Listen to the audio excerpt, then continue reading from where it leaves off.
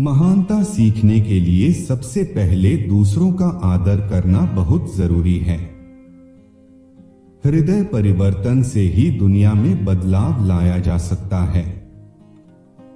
लक्ष्य दूसरों से बेहतर होना नहीं है, बल्कि अपने अतीत से बेहतर होना है। दूसरों के व्यवहार से अपने मन की शांति नष्ट न करें। याद रखना, महान प्रेम और महान उपलब्धियों में महान जोखिम शामिल होते हैं।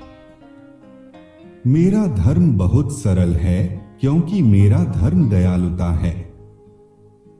धर्म का अर्थ प्यार, करुणा, मानवता, दयालुता और इंसानियत को फैलाना है। सच्चा नायक वह है जो अपने क्रोध और घृणा पर विजय प्राप्त करता है। खामोश रहना ही कभी कभी बेहतरीन जवाब होता है। खुशी अपने आप नहीं मिलती, यह आपके अपने कर्मों से ही आती है।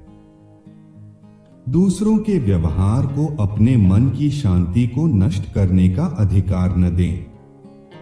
एक सच्चा सहानुभूति वाला रवैया तब भी नहीं बदलता जब दूसरे लोग आपको गुस्सा दिलाएं या दुखी करें। खुशी का अंतिम स्रोत पैसा और शक्ति नहीं है, बल्कि सहानुभूति है। हमें खुद से पूछने की जरूरत है कि खुशी कैसे मिलेगी। दयालुता की जड़ आभार की मिट्टी में छुपी होती है।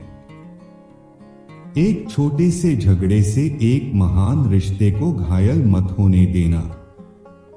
सहिष्णुता के अभ्यास में आपका शत्रु ही आपका सबसे अच्छा शिक्षक होता है। बुरा समय एक ऐसी तिजोरी होती है जहां से कामयाबी के हथियार मिलते हैं।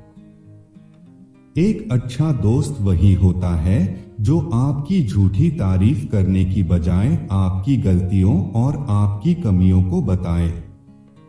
याद रखें कि सबसे अच्छा रिश्ता वह है जिसमें एक दूसरे के लिए प्यार एक दूसरे की जरूरत से ज्यादा है। जहां अज्ञानता हमारा शिक्षक हो, वहां शांति आने की कोई संभावना ही नहीं होती। हम बाहरी दुनिया में कभी शांति नहीं पा सकते जब तक कि हम स्वयं अंदर से शांत न हो। प्रसन्नता पहले से निर्मित चीज नहीं है, ये आप ही के कर्मों से आती है। अपने ज्ञान को बांटे, यह अमरता प्राप्त करने का एक तरीका है। आशावादी बनिए, इससे बेहतर महसूस होता है। प्रेम और सहानुभूति आवश्यकताएं हैं, विलासिता नहीं। इनके बिना मानवता जीवित नहीं रह सकती।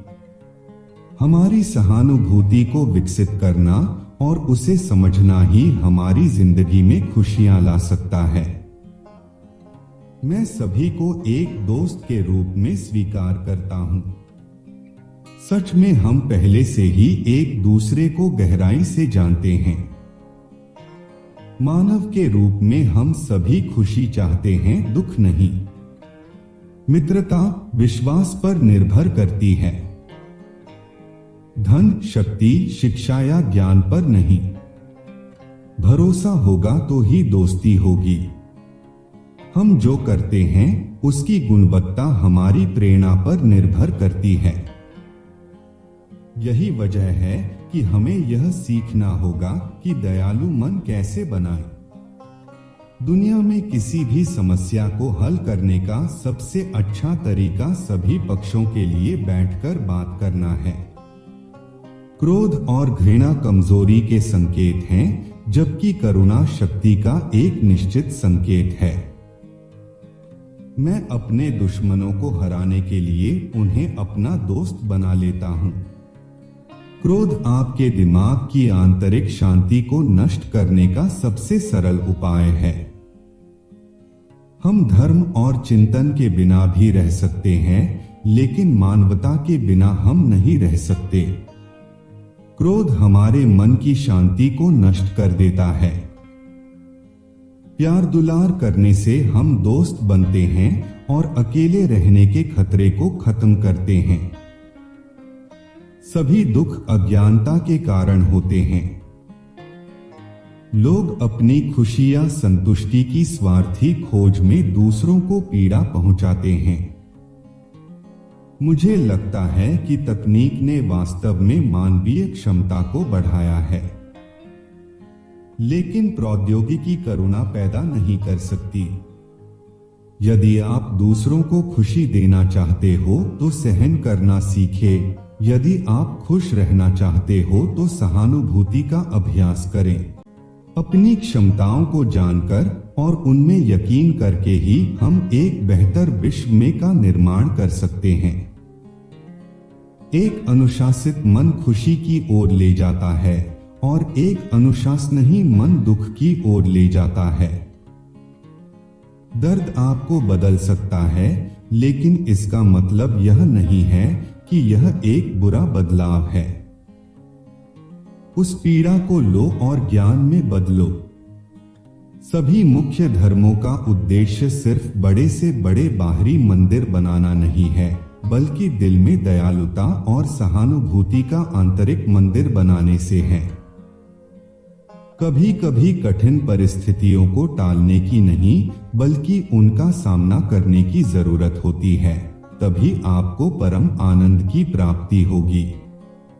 जब कभी भी संभव हो तो दयालु बने रहे, क्योंकि ऐसा करना हमेशा संभव ही होता है। जब तक हम अपने आप को शांत नहीं रखते, तब तक हमें बाहरी दुनिया में कभी शांति नहीं मिलेगी। अगर आप दूसरों की मदद करने में सक्षम है तो जरूर करिए, लेकिन यदि आप मदद नहीं कर सकते तो कम से कम उन्हें नुकसान मत पहुंचाइए। सभी प्रमुख धार्मिक परंपराएं मूल रूप से एक ही संदेश देती है, प्यार, कृपा और क्षमा। और महत्वपूर्ण बात यह कि ये हमारे दैनिक जीवन का हिस्सा होनी चाहिए। कोई फर्क नहीं पड़ता कि आप कितने पढ़े लिखे या अमीर हैं। जब तक आपके मन में शांति नहीं है, तब तक आप खुश नहीं हो सकते।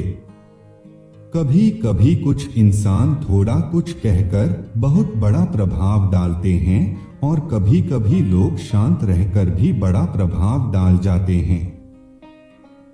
गुस्सा और घृणा मछुआरे के हुक की तरह है। इसीलिए ये जानना बहुत जरूरी है कि कहीं हम उस जाल में फंस न जाएं। समय बिना रुके बीतता चला जाता है। जब हम गलतियां करते हैं तो हम समय को नहीं बदल सकते और बदलकर दोबारा कोशिश नहीं कर सकते। हम सिर्फ वर्तमान समय का अच्छे से अच्छा उपयोग ही कर सकते हैं। और अधिक कोट्स के लिए लाइक, शेयर और सब्सक्राइब करें हमारे चैनल बेस्ट कोट्स को।